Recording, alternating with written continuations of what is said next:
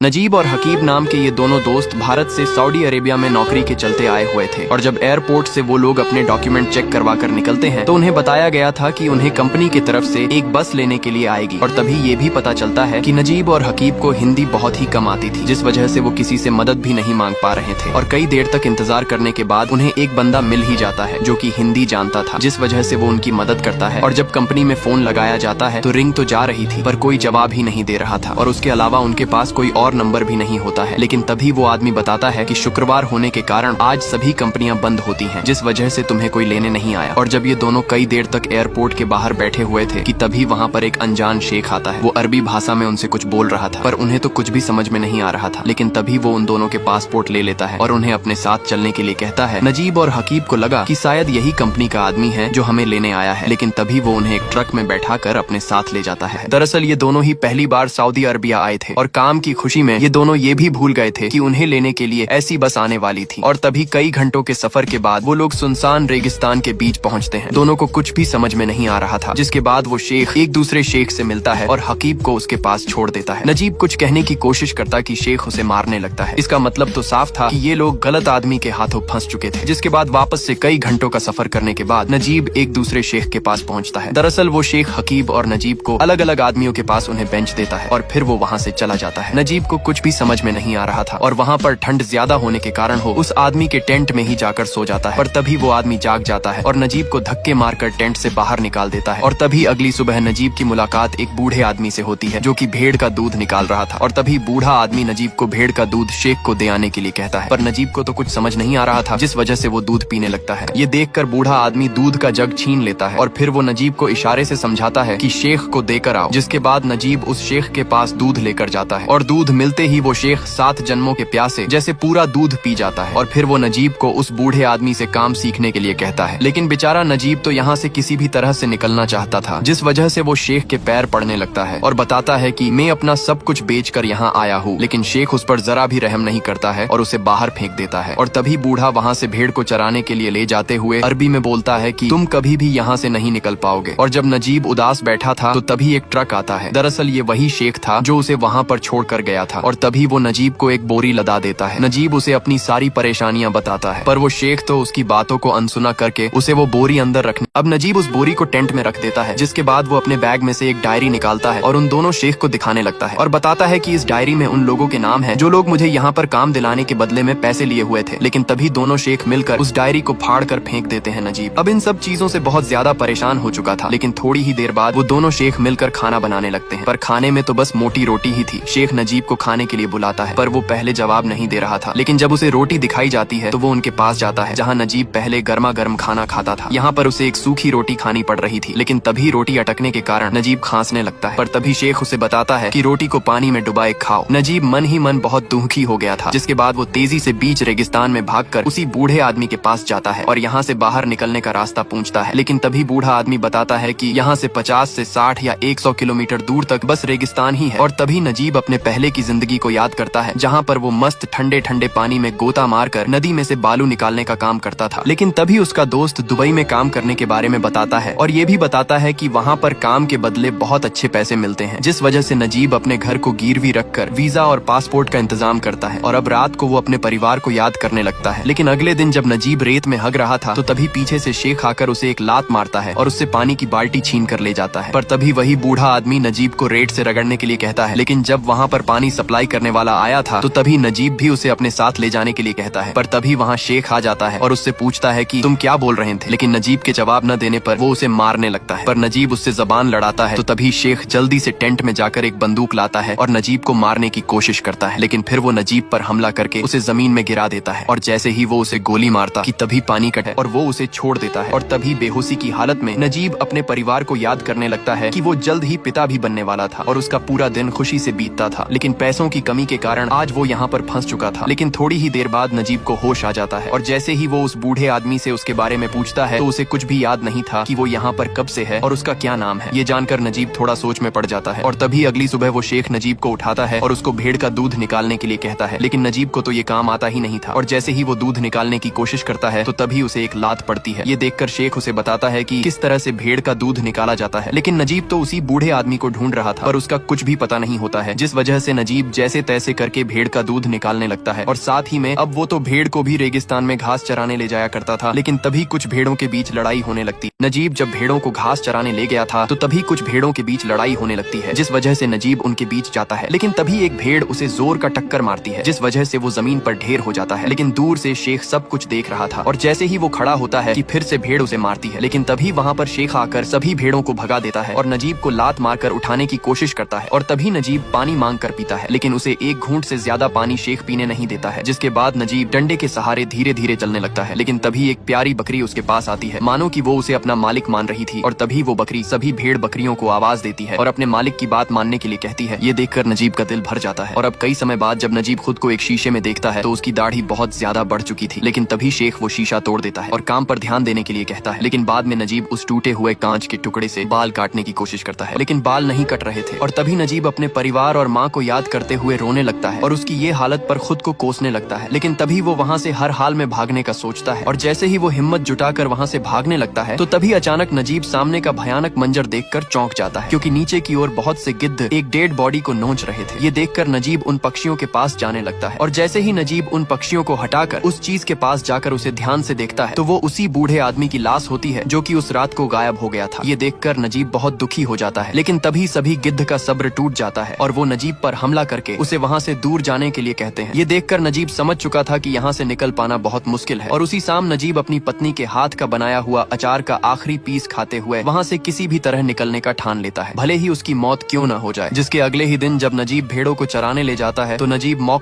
नजीब जब भेड़ों को चराने ले गया था तो तभी वो मौका देखकर वहाँ से भागने लगता है। नजीब अपना पूरा जोर लगाकर भाग रहा था और अब नजीब को लगा कि वो वहाँ से निकल जाएगा, लेकिन उसे ये नहीं पता था कि दूर से शेख उसे भागते हुए देख रहा था। ये देखकर शेख उसका पीछा करने लगता है और सही मौके का इंतजार करते हुए नजीब के पैर के पास गोली चलाता है। और तभी शेख बहुत गुस्से में नजीब के दोनों पैरों पर जोर से मारता है ताकि वो अब आगे से ऐसा न कर सके और उसके हाथ को भी बहुत जोर से मसलता है और अब रात हो जाती है। नजीब खुद को बंधा हुआ पाता है, लेकिन जैसे तैसे करके नजीब खुद को आजाद करता है और जैसे ही चलने की कोशिश करता है कि तभी वो दर्द के कारण गिर पड़ता है और कब कई साल इसी तरह से बीत जाते हैं। और जब फिर नजीब भेड़ों को चराने के लिए ले गया था कि तभी बर्फ के गोले गिरने लगते हैं, जिस वजह से सभी भेड़ों को एक गुफा के नीचे छुपाने के लिए नजीब उन्हें ले जाता है। लेकिन तभी जब नजीब उसी गुफा के पीछे वाले हिस्से से गुफा के दूसरी तरफ जाता है तो थोड़ी दूरी पर उसे एक चीज दिखाई देती है और तभी उसके सामने एक आदमी आता है। नजीब जब उससे उसके बारे में पूछता है तो वो कोई और नहीं बल्कि हकीम ही होता है। और अब कई समय बाद नजीब और हकीम खुद को जिंदा पाकर एक दूसरे के गले मिलकर रोने लगते हैं। हकीम कहता है कि हम यहीं पर ही मर जाएंगे। दोनों लोग बहुत रो रहे थे और नजीब अब तो सब कुछ भूलते ही जा रहा था। पर तभी थोड़ी दूरी पर हकीम के मालिक की गाड़ी आ जाती है, जिस वजह से न चाहते हुए भी हकीम को वहाँ से जाना पड़ता है और वो नजीब को भी मालिक की नजर से बचे रहने के लिए कहता है और फिर नजीब वापस चला जाता है। लेकिन अगले दिन जब नजीब रेत में ऊँटों को घुमाने के लिए ले जा रहा था तो तभी वहाँ पर हकीम आता है और नजीब को आवाज देता है। लेकिन जैसे ही नजीब हकीम की आवाज सुनकर उसके पास जाता कि उसे याद आ जाता है कि शेख उसे देख रहा होगा। ये बात हकीम समझ जाता है और तभी वो एक कागज का टुकड़ा दिखाते हुए रेत में गाड़कर वहाँ से चला जाता है। और थोड़ी देर बाद जब नजीब कागज के पास जाने लगता है तो तभी तेज हवा के कारण वो कागज उड़ जाता है, जिस वजह से कई देर तक नजीब उस कागज का पीछा करता है। पर तभी वहाँ पर शेख आ जाता है, जिस वजह से नजीब वहीं पर ही बैठ जाता है और हगने का बहाना करता है। नजीब शेख के सामने हगने के बहाने कागज पकड़ने के इंतजार में था और अब जैसे ही शेख वहाँ से जाता है तो तभी जैसे तैसे करके नजीब वो कागज पकड़ लेता है और उस कागज पर लिखा हुआ भी होता है। दरअसल वो एक खत था जिसमें हकीम ने लिखा हुआ था कि उसे उस दिन बहुत मारा गया था। लेकिन साथ ही में हकीम ये भी बताता है कि उसे वहाँ पर एक अफ्रीकी बंदा भी मिलता है जो कि रेगिस्तान के हर रास्ते को बहुत अच्छी तरह से जानता है, जिसकी मदद से हम लोग यहाँ से भाग भी सकते हैं। ये खबर जानकर नजीब मन ही मन खुश होता है, जिसके बाद वो ऊँटों को लेकर वापस निकल जाता है और तभी हमें उस अफ्रीकी आदमी को दिखाया जाता है और तभी वो कुछ देखकर जल्दी से हकीम को अपने पास बुलाता है। और यहाँ पर नजीब जब ऊँटों को खाना पानी दे रहा था कि तभी उसे कुछ आवाज सुनाई देती है। दरअसल हकीम गाना गा रहा था और गाने की आवाज से नजीब भी वहाँ पर आ जाता है, जिसके बाद हकीम नजीब की मुलाकात अफ्रीकी आदमी इब्राहिम कादरी से करवाता है और अब ये लोग ठान लेते हैं कि तीनों लोग यहाँ से जिंदा जरूर निकलेंगे। जिसके बाद हकीम और इब्राहिम कादरी वहाँ से चले जाते हैं। लेकिन उसी शाम नजीब के मालिक के यहाँ पार्टी होती है, जिस वजह से उसे भी एक चिकन लेग पीस मिल जाता है। Comment and subscribe for part 11।